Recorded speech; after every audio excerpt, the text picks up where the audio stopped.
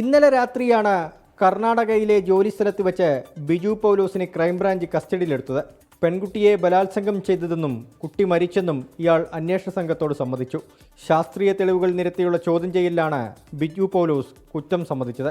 2011 സെപ്റ്റംബറിൽ കാസർഗോഡ് കടപ്പുറത്തു നിന്ന് ലഭിച്ച അജ്ഞാത മൃതദേഹാവശിഷ്ടങ്ങൾ DNA പരിശോധന നടത്തിയത് കേസിൽ നിർണായകമായി. ഇതിനൊപ്പം ലഭിച്ച പാദസരം പെൺകുട്ടി ഉപയോഗിച്ചതാണെന്ന് ബന്ധുവായ യുവതി സ്ഥിരീകരിച്ചു. ഇതോടെയാണ് മുൻപ് ബേക്കൽ ഡിവൈഎസ്പിയുടെ അന്വേഷണത്തിൽ പ്രതിപട്ടികയിലുണ്ടായിരുന്ന ബിജു പൗലോസിലേക്ക് ക്രൈംബ്രാഞ്ചിനെയും എത്തിച്ചത്. വളരെ പ്ലാൻഡ് അഫയറാണ്. Is not an unsmart person. അതായത് ഒരു ക്രൈം നടന്നു കഴിഞ്ഞാൽ ക്രൈം മറയ്ക്കാനുള്ളതും ആ എവിഡൻസ് ഡിസ്ട്രോയ് ചെയ്യാനും അതിനുള്ള എല്ലാ നൂളാമാളകവും പഠിച്ചിട്ടുണ്ട്. അയാൾ അത് കഴിഞ്ഞ് പഠിച്ചിട്ടുണ്ട്, അത് ഉപയോഗിച്ചിട്ടുണ്ട്. നേരത്തെ ലോക്കൽ പോലീസ് നടത്തിയ അന്വേഷണത്തിൽ mobile phone tower location Biju പൗലോസിനെതിരായിരുന്നെങ്കിലും മൊഴിയിലെ വൈരുദ്ധ്യം കാരണം ഇയാളെ അറസ്റ്റ് ചെയ്തില്ല.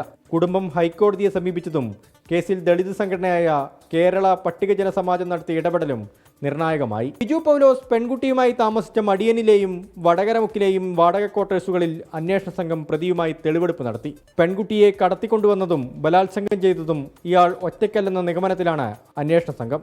കുട്ടിയുടെ മരണം ആത്മഹത്യയാണോ കൊലപാതകമാണോ എന്ന കാര്യത്തിലും ഇനി വ്യക്തത വരേണ്ടതുണ്ട്.